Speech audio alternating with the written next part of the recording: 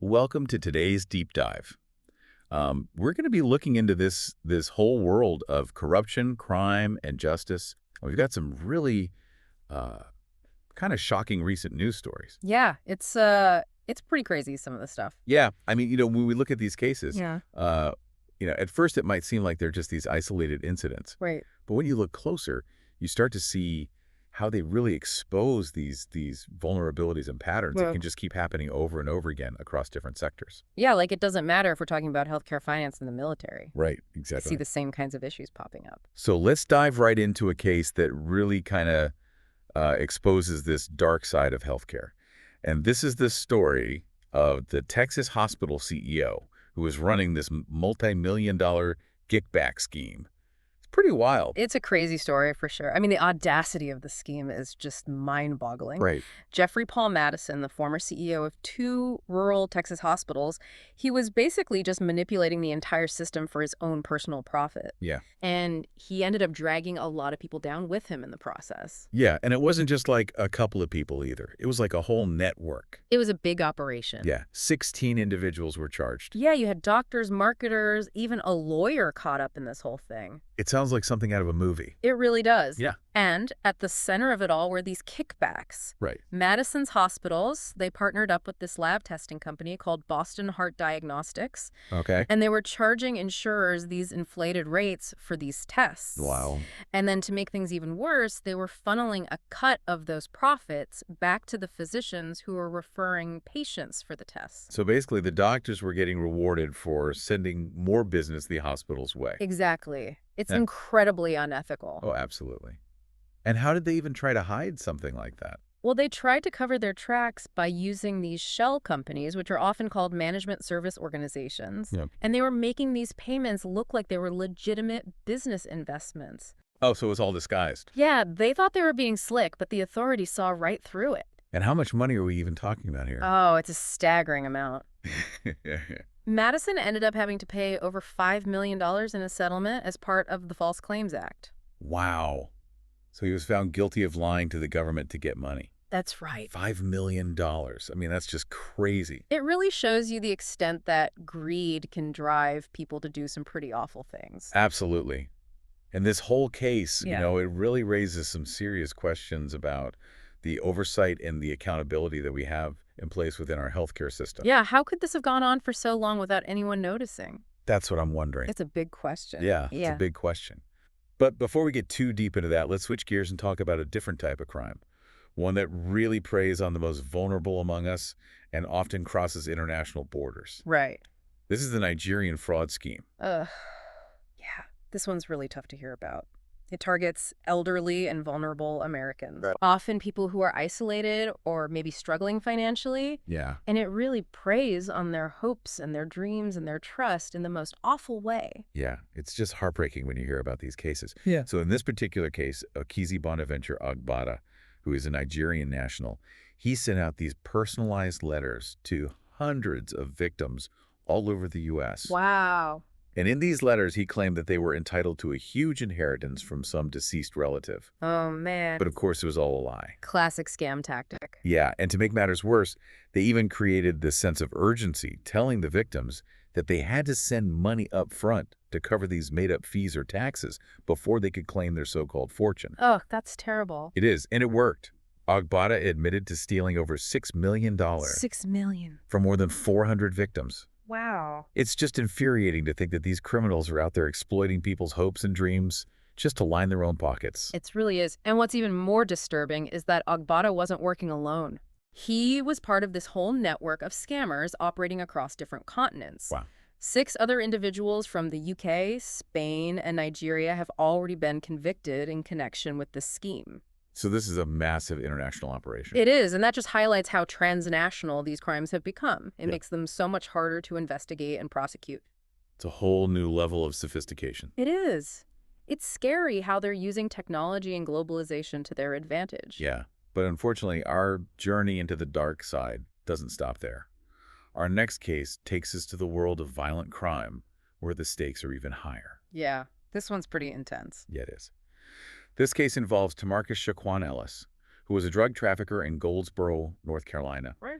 He was recently sentenced to 40 years in prison for his role in a methamphetamine conspiracy and his connection to the murder and dismemberment of a confidential informant. Oh, wow. That's heavy.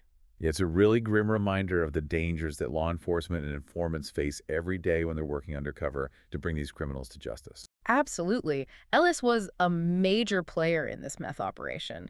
He was using underlings to do his drug deals, and he was constantly changing locations to avoid getting caught. He was trying to stay one step ahead. He was.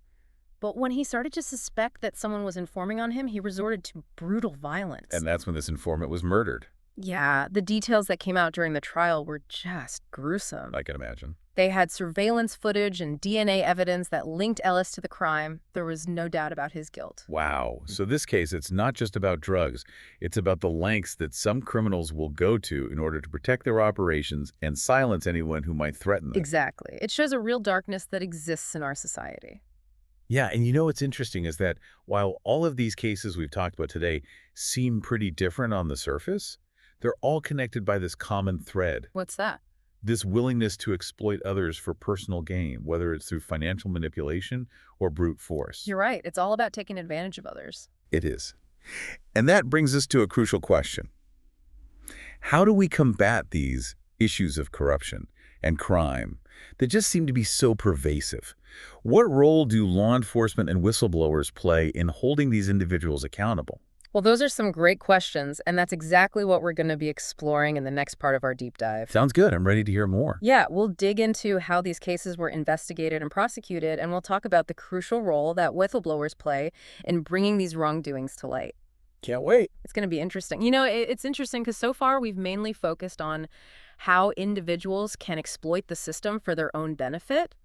But sometimes the systems themselves are corrupt. Yeah. And that's kind of what we see in this next case. This one involves a major financial institution, American Express. American Express. Ah, really? Huh. I always think of them as being so reliable and prestigious. I know, right? That's what makes this case so surprising. Yeah. So they ended up agreeing to pay $108.7 million Whoa. to settle these allegations of deceptive marketing practices. Wow. And a lot of these practices were targeted at small businesses. Small businesses. Yeah. It's kind of hard to believe a company like American Express would stoop to something like that. I know, right?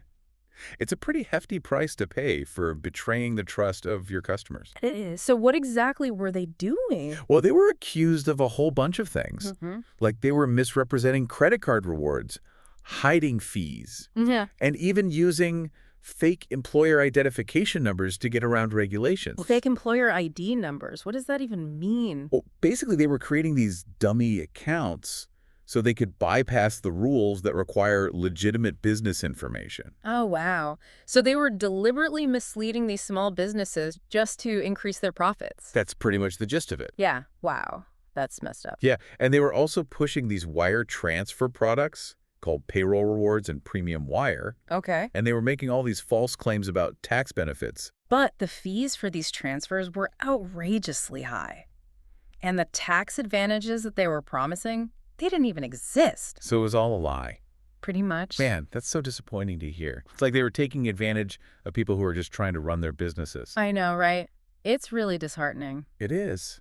And to think that they got away with it for so long. Well, they didn't really get away with it because this settlement involved both civil and criminal penalties. So it was pretty serious. It was. Yeah, it sends a clear message that even the most powerful corporations aren't above the law.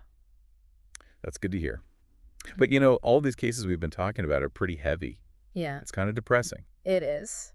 But I guess it's important to acknowledge these realities, right? Oh, absolutely. We Yeah. can't just pretend these things aren't happening. Yeah. And it's not just corporations that fall short. We also see issues of abuse and a struggle for accountability in institutions like the military. Right. For example, there's the case of Major Michael Stockin, an Army doctor at Joint Base Lewis McChord. Oh, yeah. This is that case where he was accused of abusing soldiers under his care. Yeah, that's a one. It's just so disturbing to think that someone in a position of power, like that, someone who's supposed to be caring for these soldiers, would use that power to exploit them. I know, it's awful. He ended up getting sentenced to over 13 years in prison for his crimes. Over 13 years. Wow. Yeah. But even with that sentence, the damage that he caused runs so much deeper. I can imagine. a lot of the victims spoke out during his sentencing hearing, They did. and they talked about the trauma and the psychological harm that they suffered. It's heartbreaking. It just shows how long-lasting the effects of these crimes can be. It does. And what's even more concerning is that 22 of those victims filed lawsuits against the Army. Yeah, I read about that. They were alleging negligence in the hiring and the supervision and the retention of this doctor. Yeah, basically they're arguing that there were systemic failures within the military that allowed this abuse to continue for far too long. Wow. So it sounds like this is a problem that went way beyond just one individual. Yeah, it does seem that way. This is just crazy. Yeah. So with all this corruption and all these crimes happening, it really makes you wonder, how do we even start to hold these people accountable? That's a big question. And that's where law enforcement and whistleblowers come in. They play such a crucial role in exposing these injustices and making sure that the perpetrators are held responsible for their actions. So basically, without them, a lot of this stuff would probably just stay hidden. Oh, for sure. Think about all the cases we've discussed today. Okay. In a lot of them, it was the hard work and the collaboration of different agencies like the FBI, the ATF, USPIS, HSI, and sometimes even international law enforcement partners that ultimately brought these criminals to justice. So it really takes a village to untangle these webs of corruption and crime. It often does, but law enforcement can't do it alone. Okay. We also need whistleblowers. These are the people who are brave enough to speak up even when it means risking their careers, their reputations, sometimes even their safety. Yeah, because they're the ones who are on the inside. They're the ones who actually see what's going on. Exactly. Like, think about that American Express case. Huh. Someone within that company had to know about those deceptive practices. Right. And they had to make that incredibly courageous decision to come forward and say something. It's true. It takes a lot of guts to stand up to powerful institutions or individuals like that. It does, but those voices are so important. They help hold those in power accountable and make sure that justice is served. Yeah, they're like the unsung heroes of the justice system. They really are. So after diving into all these cases, what are your thoughts? Well, I gotta say, I'm a little overwhelmed by all of it. And honestly, I'm wondering what we can do to protect ourselves from becoming victims of these scams and schemes. Is there anything we can do to spot those red flags and avoid falling prey to these predators? That's a great question, and it's one that we should all be asking ourselves. And that's actually what we're going to be discussing in the next part of our deep dive. We're going to talk about some practical tips and strategies for recognizing and avoiding these scams. That sounds good. I'm definitely interested in hearing more about that. I think you'll find it helpful. So you want to know how to protect yourself? Well, the first step is really just being aware. You have to be vigilant, especially when it comes to your personal information and your finances. So it's about being proactive, not just assuming that everything's on the up and up. Exactly. You got to ask questions, Yeah. do your research, and most importantly, trust your gut. If something feels off or too good to be true, it probably is. Okay, that makes sense. So when we're talking about financial scams specifically, are there any, red flags that we should be on the lookout for? Oh, yeah, definitely. There are some common tactics that scammers use that you can learn to recognize. Okay, like what? Well, first off, be wary of any unsolicited offers, whether it's through email, phone calls, even social media messages. Yeah. Legitimate organizations rarely reach out to you out of the blue with these amazing deals or investment opportunities. So basically, don't click on those links promising crazy returns or free prizes. Exactly. And pay close attention to the sender's email address or phone number. Scammers will often use addresses or numbers that are very similar to those of legitimate companies, hoping that you won't notice the subtle difference. Man, it's scary how sophisticated these scams are getting. It really is. Another thing to watch out for is anyone who's pressuring you to make a quick decision or demanding upfront payments before you receive any goods or services. Okay, yeah, that makes sense. Legitimate businesses don't really operate that way. Right. So if you're ever unsure about an offer, the best thing to do is contact the company directly using their official contact information. Right. You can usually find that on their website or through a trusted source. Got it. And verify the offer with them before you share any personal information or make any payments. That's a really good point. Hmm. It's always better to be safe than sorry. And what about people who think they might have already fallen victim to a scam? What should they do? Well, there are a lot of organizations out there dedicated to helping victims of fraud. Like the National Elder Fraud Hotline, for example.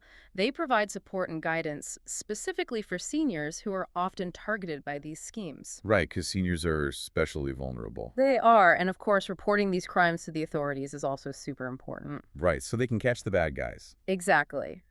Reporting these incidents helps law enforcement track down the perpetrators and hopefully prevent others from becoming victims. So even if you're not sure if you've been scammed, it's still a good idea to report it just in case. Absolutely. It's always better to err on the side of caution. Makes sense. Well, we've covered a lot of ground today in our deep dive into this world of corruption, crime, and justice. What's the one key takeaway that you want our listeners to remember? I think the biggest thing is to just stay informed and be vigilant. These cases, as disturbing as they are, show us how important it is to understand the tactics that these criminals use and to recognize the warning signs so we can protect ourselves and our loved ones. It's a reminder that knowledge is power. The more we know about these issues, the better equipped we are to navigate this crazy world. You got it. And remember, you don't have to be a detective to spot a scam. Trust your instincts, ask questions, and don't be afraid to seek help if you need it. That's great advice. Well, that's all the time we have for today's deep dive. Thanks for listening, everyone. And remember, stay curious and stay safe.